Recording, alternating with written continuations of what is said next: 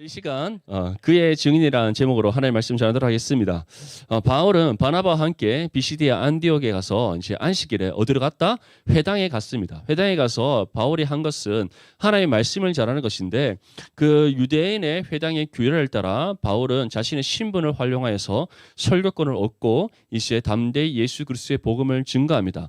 바울은 어떠한 방식으로 지금 복음을 전하고 있습니까? 이스라엘의 역사와 함께하신 하나님의 구속의 은혜에 대해서 전하고 있는 거예요. 하나님께서 아브라함을 부르신 그때로부터 이스라엘을 한 민족이 이루기까지 또 그 이스라엘 민족의 역사 가운데 하나님께서 어떤 은혜의 섭리를 통해 이 땅 가운데 우리 주 예수 그리스도를 오게 하셔서 우리에게 구원을 베푸셨는가? 그에 대한 하나의 일련의 하나님의 구속 역사의 관점으로 지금 복음을 전하고 있다라는 거예요.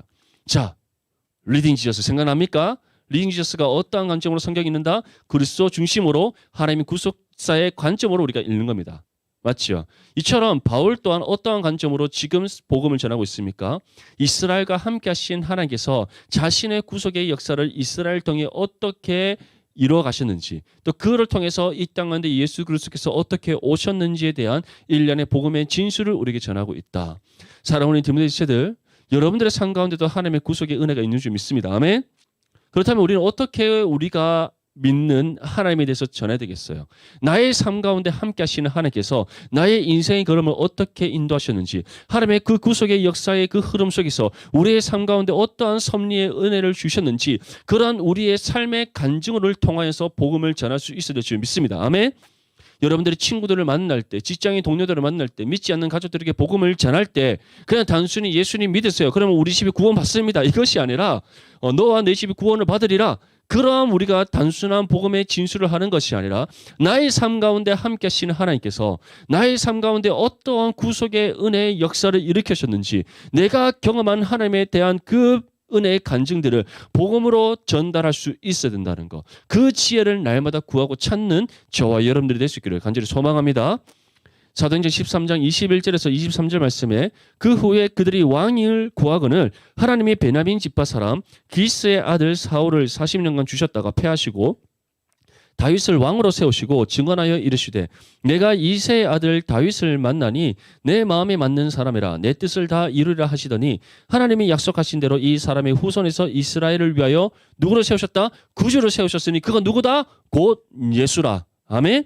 이처럼 바울은 어떻게 합니까? 모든 이스라엘 사람들, 유대인들이 공유하고 있는 이스라엘의 역사, 그리고 유대교에 속한 이방인들과 또 유대교에 관심이 있는 이방인들, 그들이 이 회당에서 예배를 드리면서 그들이 끊임없이 모세의 율법과 또 선지자의 글들을 통해서 배웠던 이스라엘에 관한 모든 것들, 바울은 그러한 그들이 이미 가지고 있는 선지식을 활용하여서 복음의 진술을 지금 엮어내고 있다는 거예요. 이 복음을 들었을 때 이들은 어떠한 반응을 할까요? 그냥 그렇구나라는 반응을 할까요? 그렇지 않죠. 이전에 우리가 계속해서 보고 배웠던 그 율법의 말씀, 선지자를 통해서 하나님께서 예언하셨던 메시아의 예언, 이것이 정말 우리 이스라엘의 역사 가운데 하나님께서 이와 같은 구속의 은혜로 이루셨고 그 이루심에 대한 결과가 이 땅의 말씀이 육신에 되어 오신 예수구나라는 것을 깨닫게 되지 않겠습니까? 우리 또 마찬가지라는 거예요. 우리 부장님사님 전도 폭발하고 계시잖아요. 폭발적인 전도를 하고 계시지 않습니까?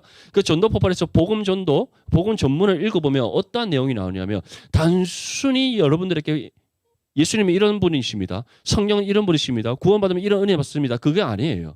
여러분들에게 삶에 가지고 있는 기본적으로 여러분들의 가치관이 어떠한 것인가에 대해서 또 묻고 그 가치관에 대해서 의문을 제기하고 그 의문을 제기한 가운데 여러분들에게 하나하나씩 구속의 역사의 흐름을 따라 복음을 제시합니다. 그리고 그 끝에 도달했을 때 여러분들에게 묻는 거예요. 이 복음을 믿습니까? 이 복음을 여러분 오늘 이 시간 영접하겠습니까? 그 복음의 진리를 받아들이겠습니까? 다시 말해서 복음을 전하는 사람이 그냥 단순히 복음의 진술을 전하는 것이 아니라 나의 삶 가운데 역사하신 하나님께서 내게 이러한 은혜를 주셨고 이러한 은혜가 이미 성경에 기록되어져 있는 이 복음의 말씀으로 지금 여러분들에게 이와 같이 전해집니다라고 전하고 있는 거예요. 그것이 복음 전문에 다 들어있어요. 그런데 이것이 이미 누가 먼저 복음을 전할 때 사용했던 방법이다? 바울이 먼저 사용한 방법이다. 아멘. 그래서 여러분들 복음을 전하는 거 어렵지 않습니다. 여러분들이 만난 하나님에 대해서 알리는 것만으로도, 여러분들이 경험한 성령의 은혜에 대해서 말하는 것만으로도, 여러분들이 인격적으로 만난 그리스도와의 그 교제 관계에 대해서 여러분들이 전하는 것만으로도 이미 복음이 담대히 선포되어지는 은혜의 순간이라는 사실을 기억할 수 있기를 바랍니다. 그래서 우리의 삶을 간증으로 복음을 녹여서 전달하는 것, 그것이 가장 효과적인 복음 전도의 방법이라는 거예요.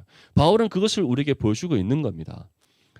바울은 이 말씀, 다시 말해 이스라엘의 구속 역사 가운데 우리 주 예수 그리스도께서 어떻게 이 땅에 오셨는지에 대해서 전했을 뿐만 아니라 이제 이어서는 예수님을 통해서 어떻게 하나님 예언의 말씀이 성취되는가에 전하고 있습니다.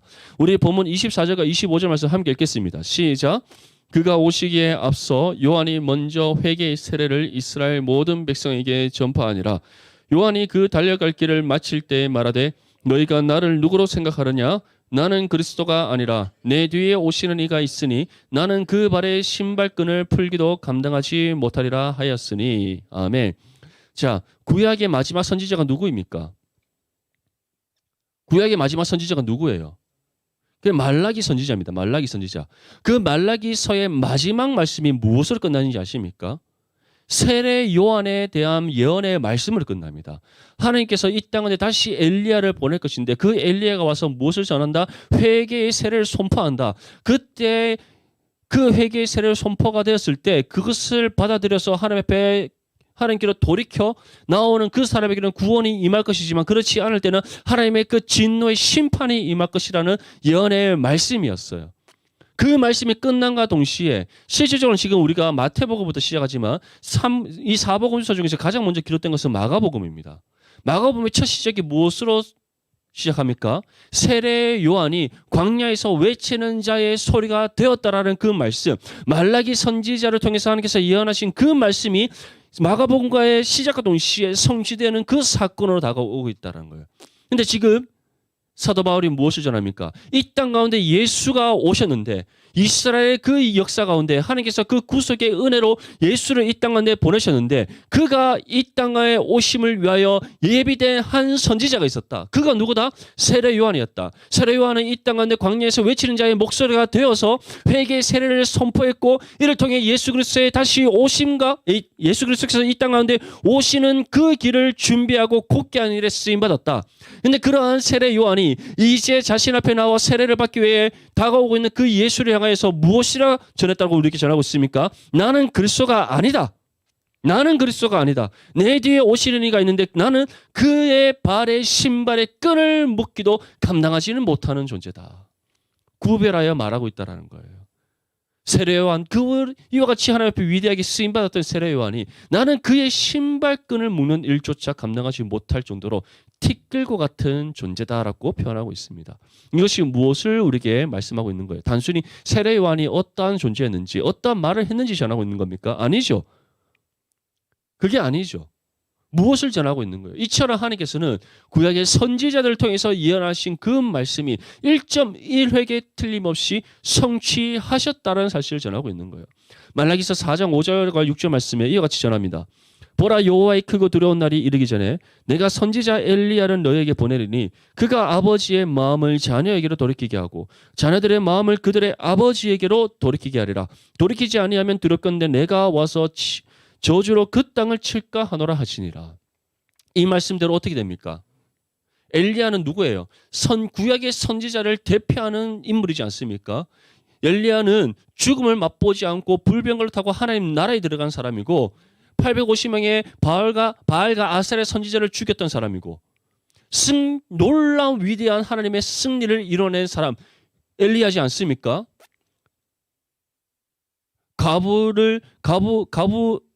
떡 하나 굽고 아들과 함께 떡 하나 굽어서 먹고 죽으라고 했던 그 과부의 집에 어떤 은혜를 주셨어요? 어떤 은혜를 주셨습니까? 엘리야를 통해서 기름을 담을 수 있는 모든 그릇 다 준비해라. 맞죠? 그리고 이제 아들과 함께 떡 하나 부쳐 먹고 죽으려 했던 그 떡을 엘리야가 대신 먹고 그 준비한 그릇에 기름을 담는데 어떻게 됩니까? 모든 그릇에 기름이 다 차기까지 기름이 떨어집니까? 떨어지지 않습니까? 떨어지지 않더라. 그리고 그 과부의 아들이 죽었을 때 엘리야가 어떻게 합니까? 다시 살려냅니다. 그뿐만 아니라 엘리야가 선포하는 그 순간 7년 동안 가뭄이 옵니다. 그리고 난 뒤에 다시 기도하였더니 어떻게 됩니까? 먹구름이 좀 주먹만한 먹구름이 밀려오다가 나중에는 폭포수같이 비가 쏟아집니다. 그리고 정말 그 제단에다가 물을 한금 붓고 두 무릎 사이에 얼굴을 집어넣어서 기도하였더니 어떤 일이 납니까? 하늘에서 불이 내려서 그 제단을 다 태워버리는 놀라운 은혜의 역사가 일어났어요.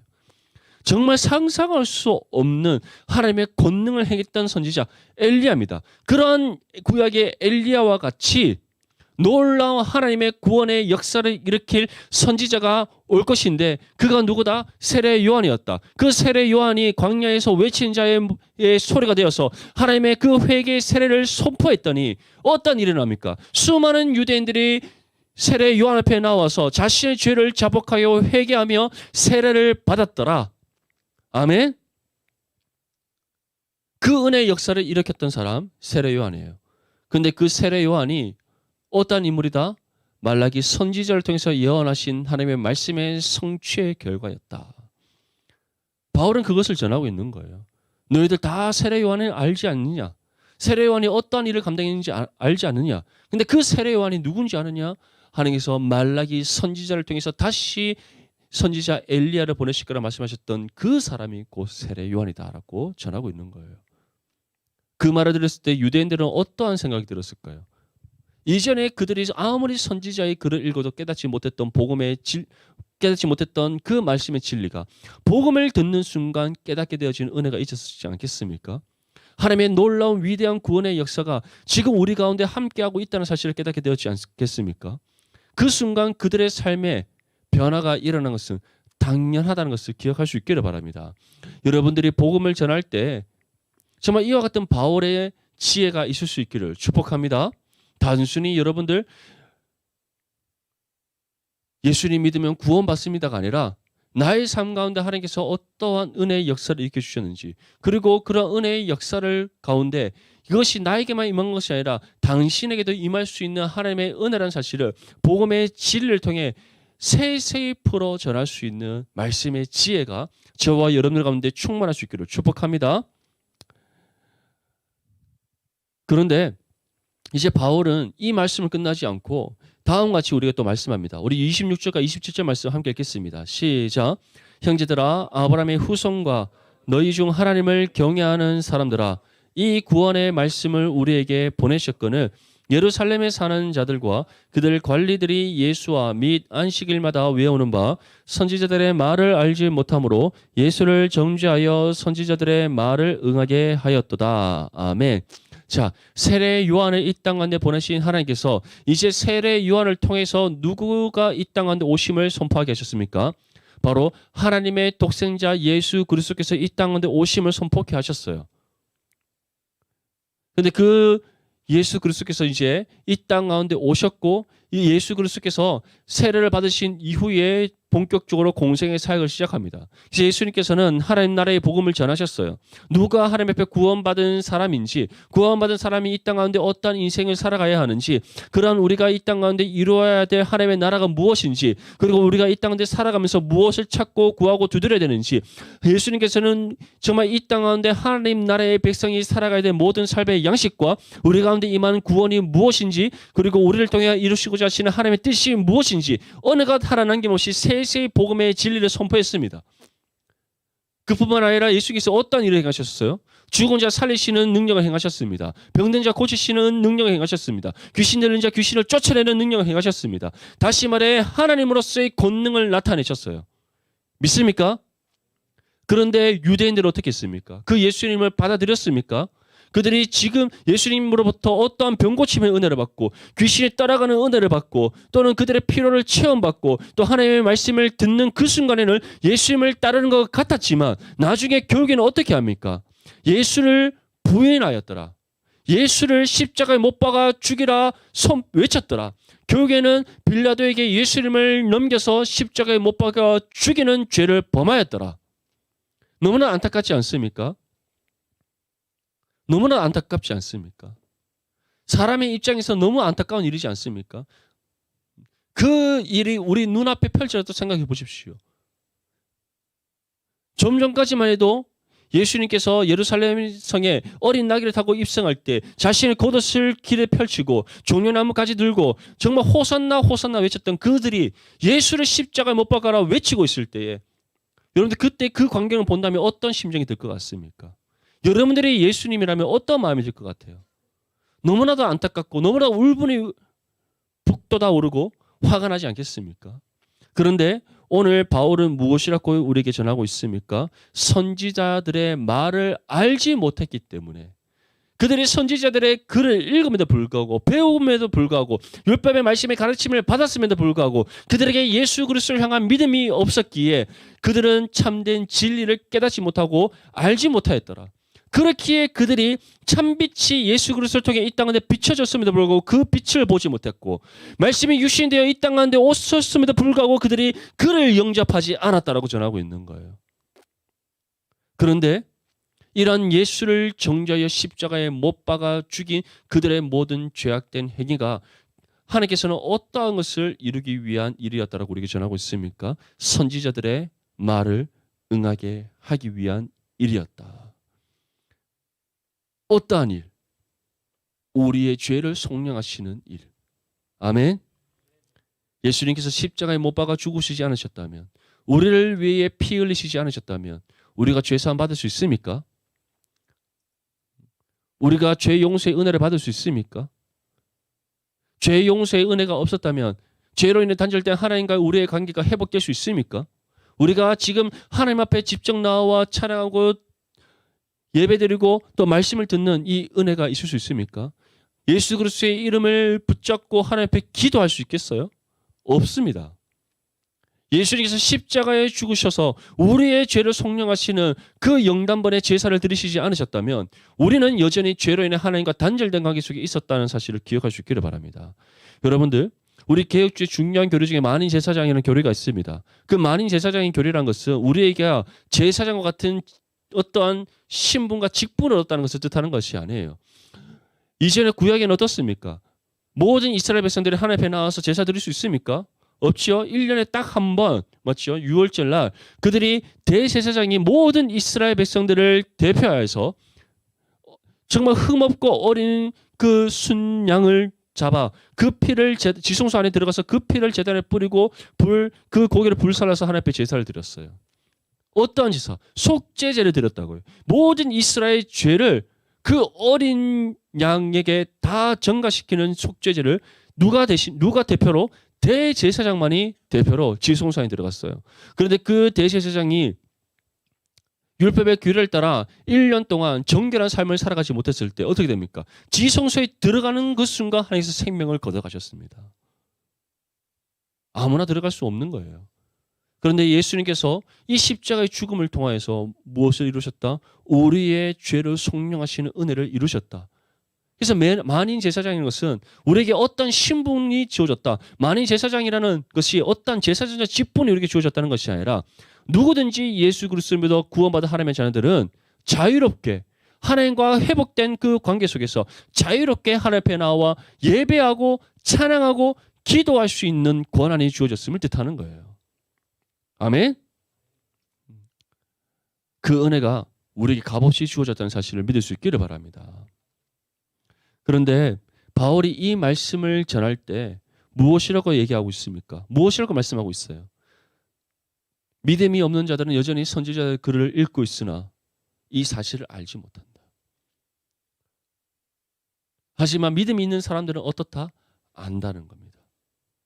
알 뿐만 아니라 믿음으로 고백하고 믿음으로 이제 감사함으로 영광을 드리며 믿음으로 우리에게 주어진 은혜를 삶으로 살아낸다는 거예요.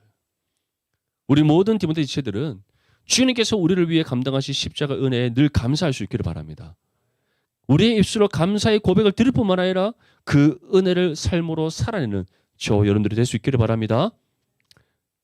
삶으로 살아내는 그 은혜를 삶으로 살아내는 데 있어서 첫 번째가 무엇이겠어요?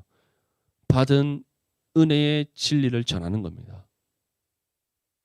여전히 하나님을 알지 못한 채 세상 속에서 방황하고 있는 사람들, 죄 아래에 갇혀서 허랑방탕한 인생을 살아가고 있는 그들에게 우리가 들은 복음의 진리, 우리가 받은 구원의 은혜, 우리가 경험한 예수 그리스도의 인격적인 관계, 그 모든 것을 우리의 삶으로 녹여내서 하나님께 주시는 말씀의 지혜 가운데 전할 수 있어야 되는 사실을 기억할 수 있기를 바랍니다.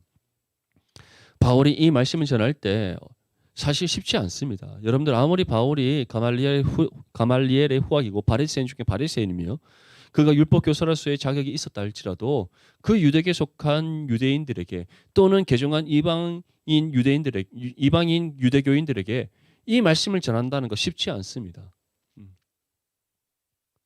자칫 잘못하면 정말 회당에서 끌려 나와서 몰매 맞을 수도 있는 일이에요. 근데 바울이 그런 일이 없었을까요? 있었겠죠. 그러니까 40에 하나를 가만을 매어맞고 이것은 이들이 바울을 고발해서 법정에서 처벌받아 그 형 집행이 이루어졌음을 뜻하는 거예요. 태장도 맞고 돌로 맞고 수없이 맞았다고 얘기하고 있잖아요. 누구한테 맞았겠어요? 복음을 전하는 가운데 복음을 대적하는 그들에게 맞았다는 것을 뜻하는 겁니다. 그럼에도 불구하고 바울은 자신이 받은 복음의 진리를 담대히 선포했습니다. 그 이유가 무엇일까요? 우리 모두가 복음의 빚진 존재임을 알았기 때문에 내 생명을 하나님 앞에 아낌없이 드린다 할지라도 내게 주어진 하나님의 구속하심의 은혜를 다 갚을 수 없음을 알기 때문에 그는 자신의 생명을 조금 더 귀한 것으로 여기지 않고 하나님 은혜의 복음을 전하는 일을 힘써 감당했다는 사실을 기억할 수 있기를 바랍니다. 우리가 복음을 삶으로 살아낼 때 세상은 반드시 공격하게 되어 있습니다. 왜냐? 우리가 세상 속에서 복음을 삶으로 살아내면 살아낼수록 우리를 통해 하나님의 말씀의 능력이 나타나고 우리를 통해 하나님의 영광의 빛이 비춰지기 때문에요. 말씀의 능력이 발휘되면 발휘될수록 그들이 어떻게 됩니까? 그 말씀을 통해서 죄의 찔림을 받기 때문에요. 우리가 하나님의 영광의 빛을 비추면 비출수록 그들의 죄의 어둠이 드러나게 되기 때문입니다.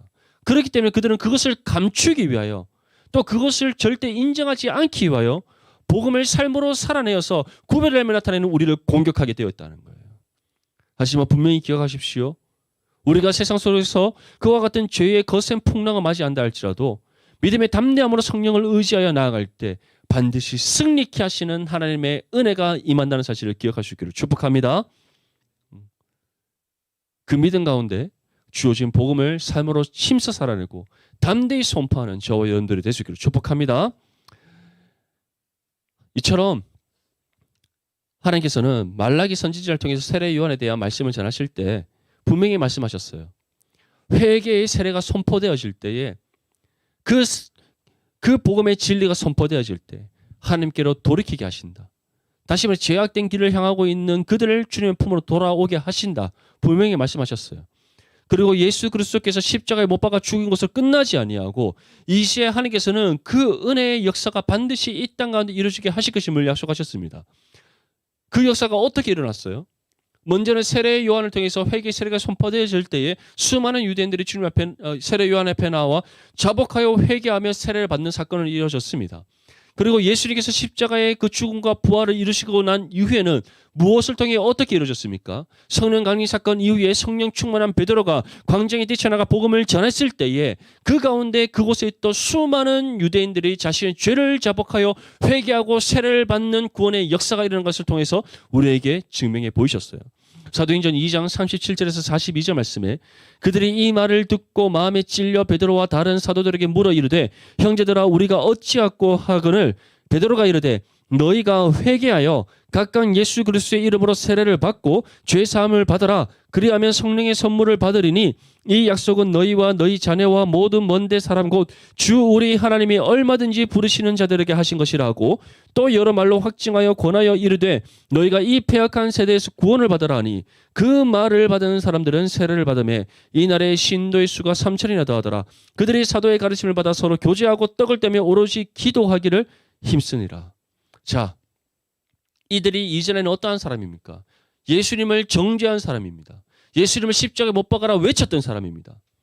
그런데 하나님께서는 그들이 죄를 범한 것으로 끝내버리셨습니까? 아니죠.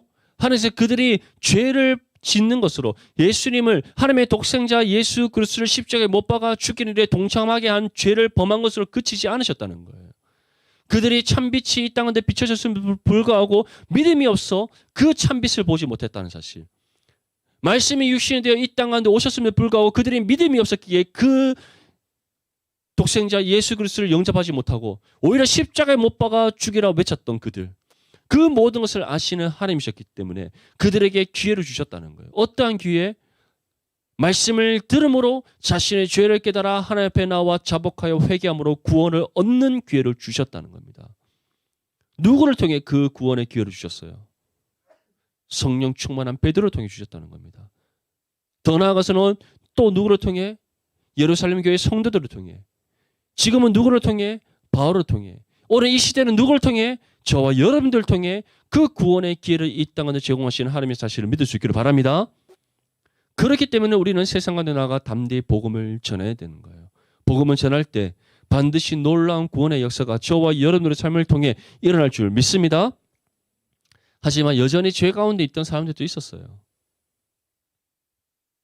사도들을 핍박하고 예루살렘 교회를 핍박했던 사람 누굽니까? 지금 이 복음을 전하고 있는 바울이잖아요. 맞죠? 이전에 바울, 맞아, 청년 사울일 때. 또는 지금 또 이 전통 유대인들이라든지 사내들이 공회원인들이라든지 아직까지 회심하지 않은 그 유대인들은 교회를 핍박하고 있습니다. 그리스도인들을 핍박하고 있습니다. 사도들을 핍박하고 있습니다. 안타까운 것은 이들이 끝까지 돌이키지 않았다는 역사적 기록이 있습니다. 그래서 결국에는 AD 70년에 로마에 의해서 예루살렘이 멸망하게 됩니다. 어떠한 예언의 말씀이 이루어진 겁니까? 돌이키지 않았을 때 하나님의 저주의 심판이 임한다는 그 말라기 선지자의 말씀이 이루어졌다는 거예요. 너무나 안타까운 거죠.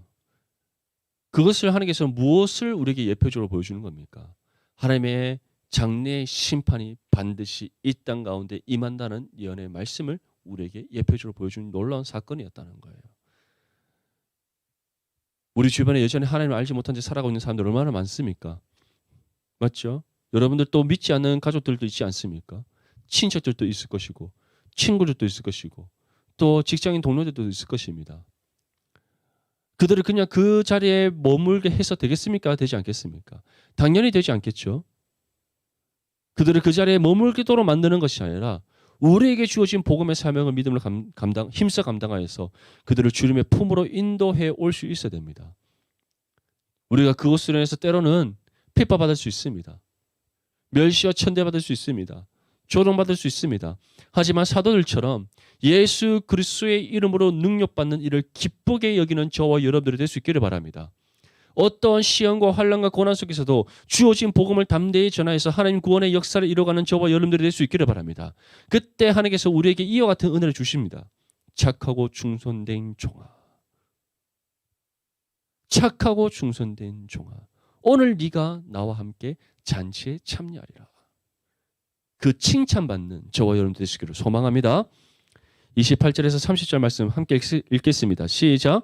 죽일 죄를 하나도 찾지 못하였으나 빌라도에게 죽여달라 하였으니 성경에 그를 가르쳐 기록한 말씀을 다 응하게 한 것이라. 후에 나무에서 내려다가 무덤에 두었으나 하나님이 죽은 자 가운데서 그를 살리신지라. 아멘.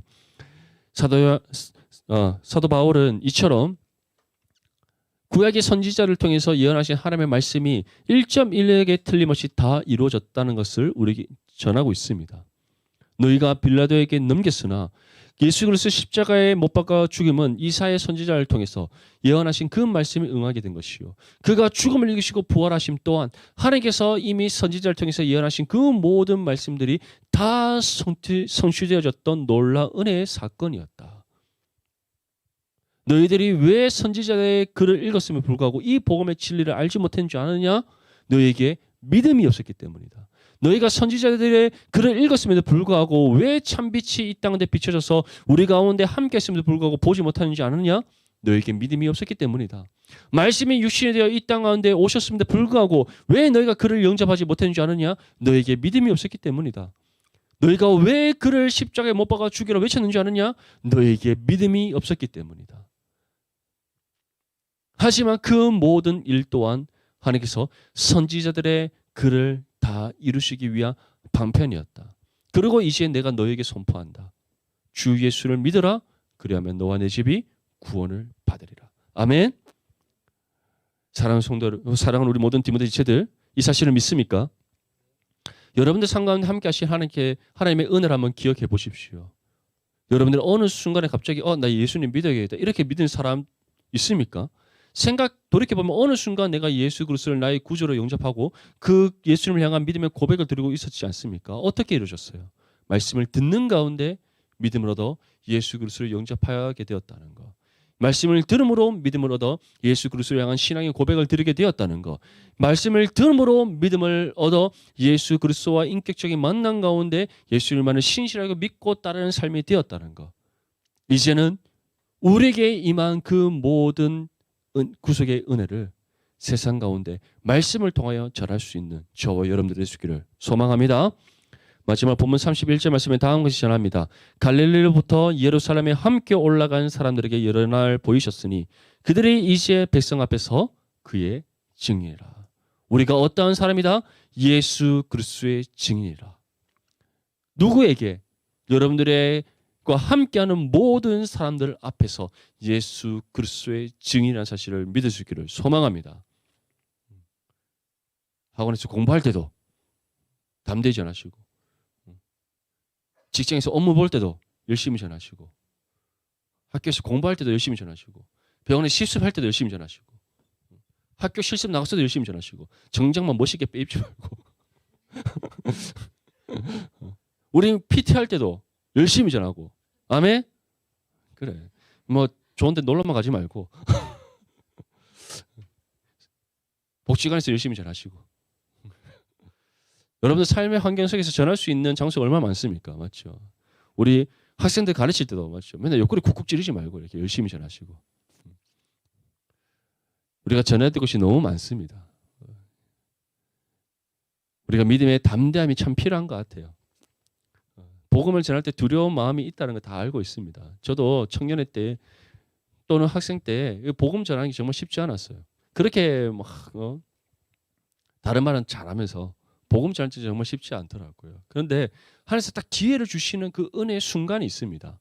그때 정말 내가 경험한 하나님의 그 구속의 은혜와 또 내가 주님과 이전까지 나누었던 그 모든 교제의 은혜를 정말 나의 삶의 간증으로 녹아내어서 복음의 진리로 전할 때 놀라운 역사를 일으키시는 하나님의 사실. 저 또한 경험하며 자라왔습니다. 그 은혜가 이제 여러분들의 삶 가운데도 있을 수 있기를 축복합니다.